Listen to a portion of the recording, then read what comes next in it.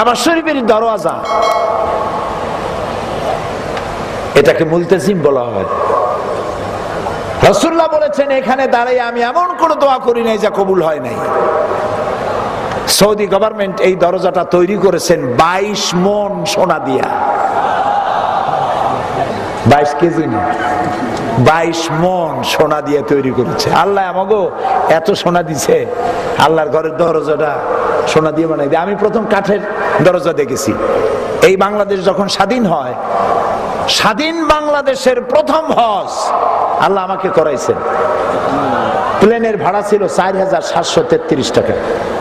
এখন এরকম ভাড়া হলে তো 14 গোষ্ঠী হজ করেন যাইত, রিকশাওয়ালারা হজ করতে পারত। তো আল্লাহ রাব্বুল আলামিনের ঘরের মধ্যে প্রবেশের একটা মনস্কামনা আমার ছিল দীর্ঘদিনের। আমার চোখের সামনে কত রাজা বাদশা ঢুকছে, আমি এতিমের মতো দাঁড়ায় দাঁড়ায় কাঁদছি, আল্লাহ তোমার এই পবিত্র ঘরের মধ্যে যদি জীবনে একটাবার ঢুকতে পারতাম। সুযোগ এসে গেল। কুয়েত এবং ইরাকের যুদ্ধ শুরু হলো। সেই যুদ্ধ মীমাংসার জন্য একটা মিটিং হলো সৌদি আরবে। বাদশাহ ফাহাদ সারা পৃথিবীর 400 স্কলারকে দাওয়াত দিলেন।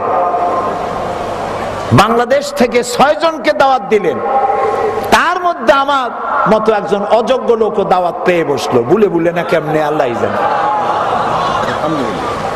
এবং আমি সাথে পেলাম ওই 6 জনের মধ্যে আরেকজন ছিলেন আমার ওস্তাদ, জামাত ইসলামী বাংলাদেশের সম্মানিত নায়েবে আমির, শাইখুল হাদিস, বাংলাদেশের অন্যতম শ্রেষ্ঠ আলেম হযরত মাওলানা আবুল কালাম মোহাম্মদ ইউসুফ। আমার পাশাপাশি সিটে প্লেনে বসা। আমি তারে বললাম, হুজুর আমার তো একটা দিলের বড় আশা ছিল কাবা ঘরে ঢোকার। এখন তো হজের মৌসুম না, ভিড় কম, একটু কোয়েট হয়ে দেখবেন নাকি কর্তৃপক্ষকে, যে যদি দরজা খুলে দেয়। কই যে এত মানুষ দেবে কিনা না দেবে। তা আমি ওইটুক বললাম শুধু। আমাদের হোটেলে নিয়ে গেল। হোটেলে নিয়ে একটা ব্রিফকেস দিল প্রত্যেককে। সেই ব্রিফকেসের ভিতরে জায়নামাজ, কাবা শরীফের গেলাপ, আতর, কলম আর অনুষ্ঠান সূচি। 3 দিন আমরা থাকবো সরকারি মেহমান হিসেবে। অনুষ্ঠান সূচিতে দেখি আগামী বৃহস্পতিবার সকাল 7:30টায় মেহমানদের জন্য কাবা শরীফের দরজা খুলে দেওয়া হবে। আমি পড়ে কান্দে দিছি।